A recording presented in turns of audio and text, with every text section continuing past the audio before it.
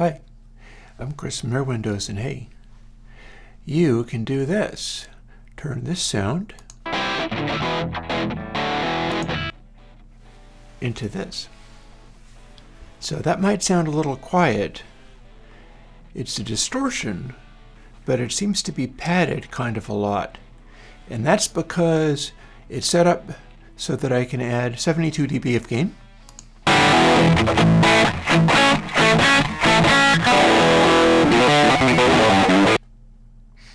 Let's turn it back on.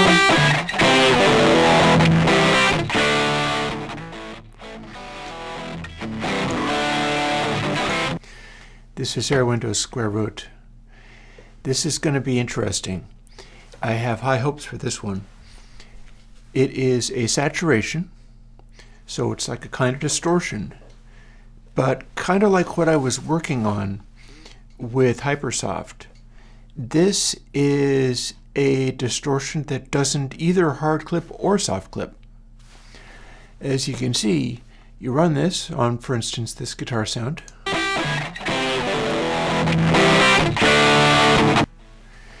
And you turn off the 72 dB of gain, and that's what it natively sounds like when it's distorted that much. And then you add 72 dB of gain, and it is in fact distorted. Here, let's try it on some drums. So that's the amount of distortion you normally get out of it. There's also this interesting control here called Soar, but you can't really hear it very much at this level because I'm going to add 72 dB of gain. Again, it's with bit shift gain.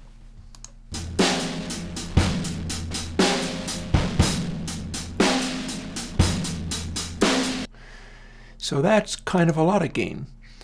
So let's switch back out of that, and rather than running that much gain, let's hear what it sounds like in a slightly more normal context. Namely,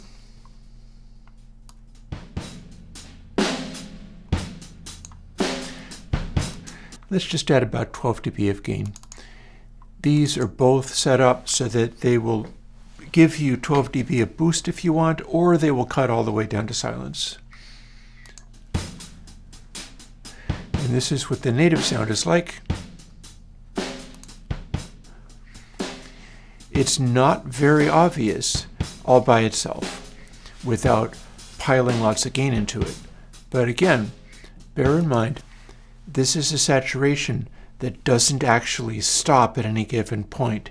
It's going to give you that tonal contour of the saturation no matter what level you hit with it. And then if you've got an individual hit that's like 18 dB hotter than anything else, it's still going to be a peak. It's going to be somewhat less of a peak than it would otherwise be, but there's no actual limit to how high the peak can go beyond what you normally have and have it register on the output as also a peak. So this is the opposite of a loudness maximizer. It's kind of an intensity distortion maximizer. Again, no changes in gain. If I turn it on, we have this slight addition in tonality. But here's where this funny control comes in. This control is called Soar, and it is from a story. I think it may have originated with Mixerman, the famed internet mixing engineer and producer. It was the story of the guy coming into the session and be like, I'm not satisfied with this. The guitar, vocal. The vocal needs to soar more. Make the vocal soar more. And he would change EQs and things like that. No, that's not enough.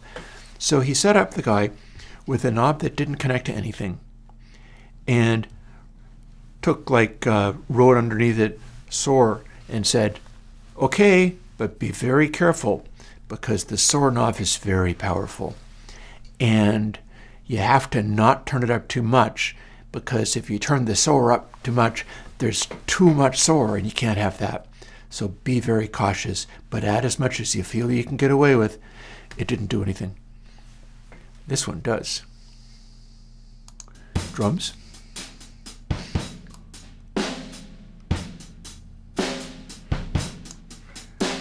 If you don't think that does anything,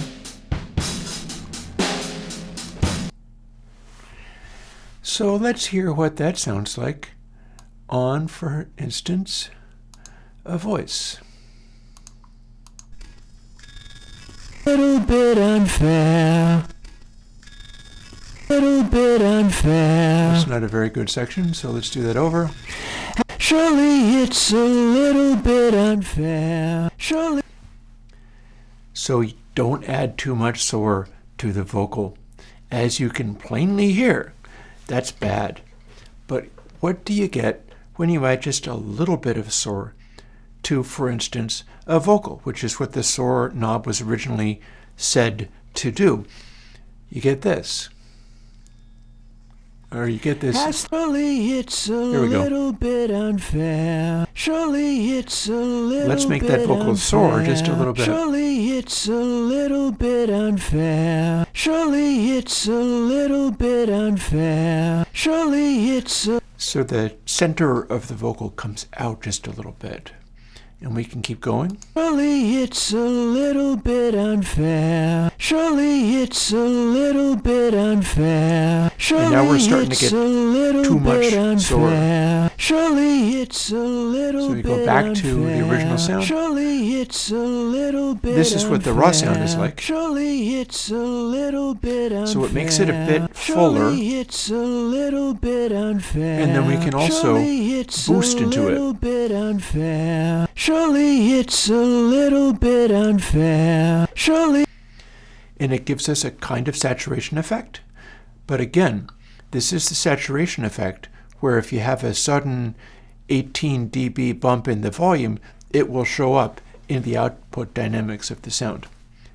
What Soar is doing is Soar is producing a little nonlinearity in the middle of the sound. It's like a class AB type distortion.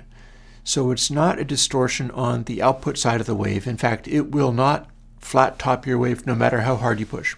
It'll always be able to go a little bit louder. It tends to take waves and make them round topped instead. But Soar is a discontinuity that is intrinsic to the SquareRoot function, which is what this is. I think maybe people don't normally use the SquareRoot function because normally what you get when you do it Surely is this. It's a little bit unfair. Surely it's a So that's a loud buzz. In the middle of the waveform, it's a discontinuity. And this is even with the most accurate of SquareRoot functions being calculated out. A more primitive SquareRoot function will be even buzzier. I discovered this because I put out LRConvolve, and I have an update coming from that because turns out you can make it more accurate. But when you dial it back, surely it's a little bit unfair. Let's bounce back to something else, for instance, or let's bounce forward. Check it out.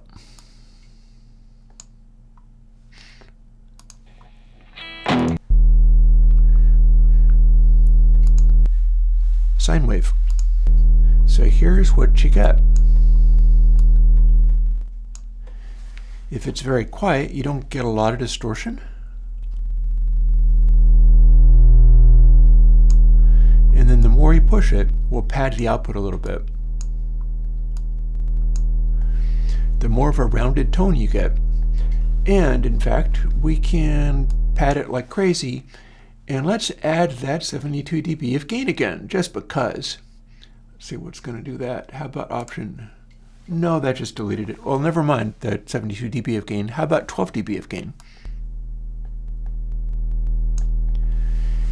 And that's what it sounds like cranking the sine wave out.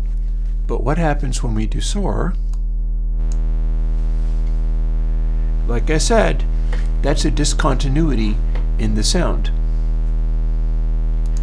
It's independent of how much you boost. So if you boost more going into it, you will make that little region, the Soar region, to be smaller and smaller the more you have to turn down output. So let's dial into padding it, bringing the volume up,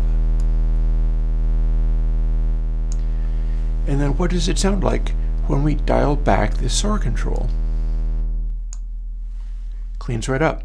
That's because we're taking away that nonlinearity around the center of the waveform.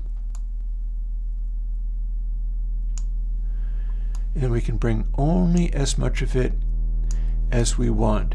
The discontinuity at the center of the waveform gets more and more striking the farther you push it. And again, pad it like crazy. And the discontinuity is still going to be there, but it occupies a smaller space.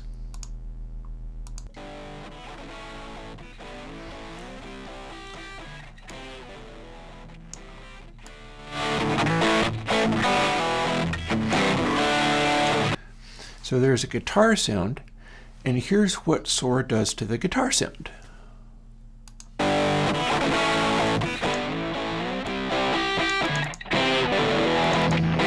Again, unity gain now.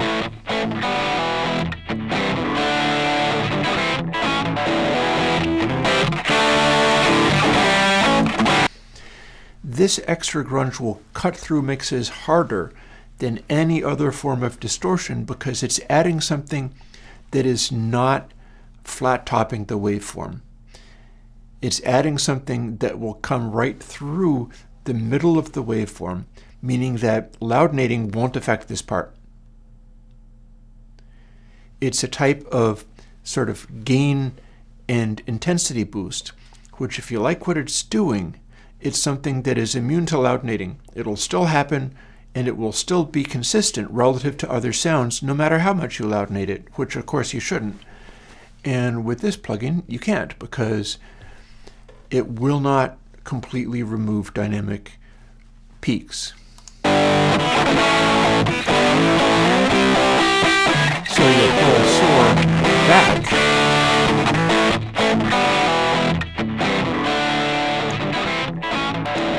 and you get the native sound of SquareRoot, which can be kind of, it gets into this weird sort of EMI red Beatlesy kind of quality if you push it, which you don't have to push it very much. I've got 12 dB on tap on the input gain.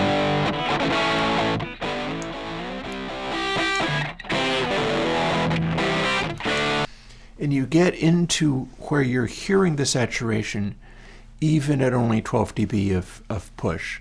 But again, it's a very smooth progression unless you kick in Soar, where you get that discontinuity in the middle of the waveform and that grunge.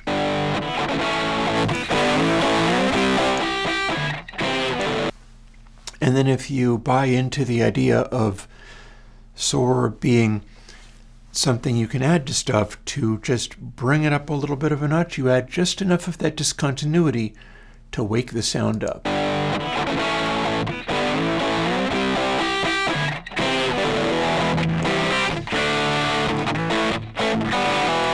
And it's going to bring in little chugs and noises in the middle of the sound, because since it's turning up only the stuff closest to the center, well, that's where your little scratches and scrapes and noises come from, as we can hear with the drum track. No Soar? It's a relatively clean distortion. If you want it more clean, you can simply use dry wet.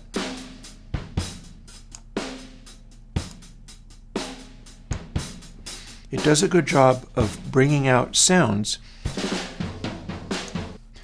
that sound like you're in the room with the thing, rather than having a digital recording of microphones. And that's because the particular discontinuity that we have here with the SquareRoot seems to act pretty similarly to the ear compensating for excessive volume. And then we can get into this discontinuity in the middle of it.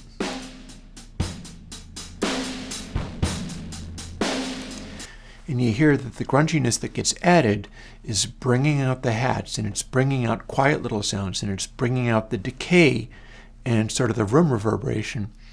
So what do you do if it's too obnoxious and it's kind of grungy and crackly and annoying? You turn it back down again.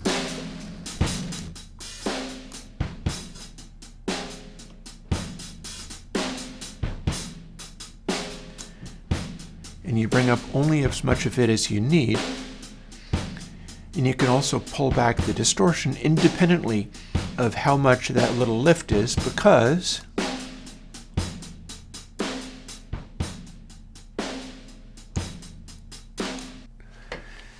the way it works, if you keep the output level the same and adjust in and Soar independently, adjusting in varies how much you're pushing into the distortion and going into that saturation, which is its own kind of saturation. Again, I could throw 72 dB of gain on it, and it would continue to get louder if I threw 80. It's not normal in the sense of a soft clipper. But if you're keeping out in the same level, adjusting the Soar control modifies